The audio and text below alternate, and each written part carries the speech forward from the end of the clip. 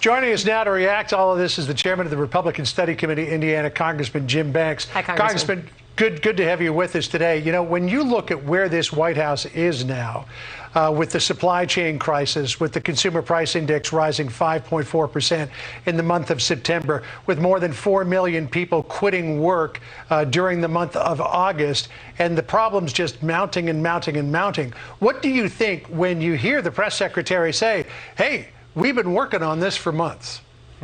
All I can think of is we have over 3 more years of this president in office. We've had crisis after crisis after crisis building up day after day, a crisis at the border, inflation crisis, a crime crisis, the debacle in Afghanistan. Now we have a pending Christmas shopping crisis that's looking at us in the mirror. America can't wait to turn the page and get past the Biden presidency, but we still have over 3 more years left of this disaster. Well, let's focus on the moment here. And you've got the president now, I would say, putting pressure on, but they're asking these big companies like Walmart and FedEx and UPS to do the right thing. You heard Jen Psaki saying there. They're asking them to help. But do you get the sense that they've got their arms wrapped around this crisis? I mean, it's more than just getting Christmas presents on time. You've got an inflation situation that's going to make it difficult for many American families to put food on the table.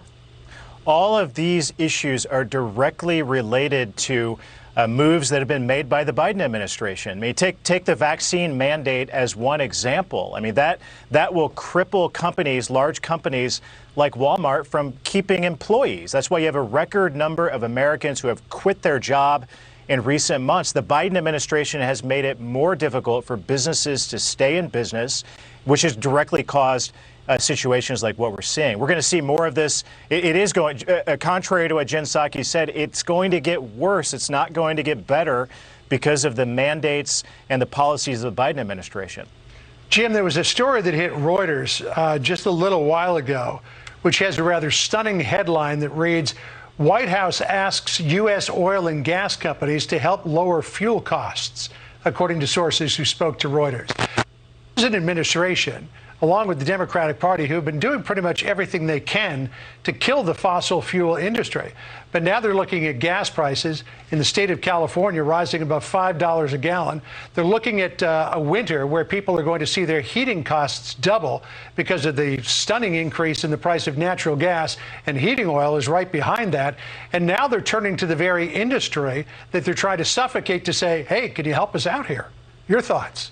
Yeah, remember, it was one of the very first acts by the Biden administration to stop construction of the Keystone Pipeline. I mean, that directly led to higher gas prices and this energy crisis that we're seeing evolve and get worse over time, especially as we move in to winter months. But this is one of the reasons that the $3.5 trillion reconciliation package that the Biden administration and Democrats in Congress are trying to push through is also even more dangerous, because it does incorporate many of the key tenets of the Green New Deal, which means that your energy prices are if you think they're bad today, they would be even far worse if the reconciliation package passes. There's been a lot of attention on the price tag, $3.5 trillion, on inflation, which is already bad, and what the $3.5 trillion reconciliation package will do to make inflation worse.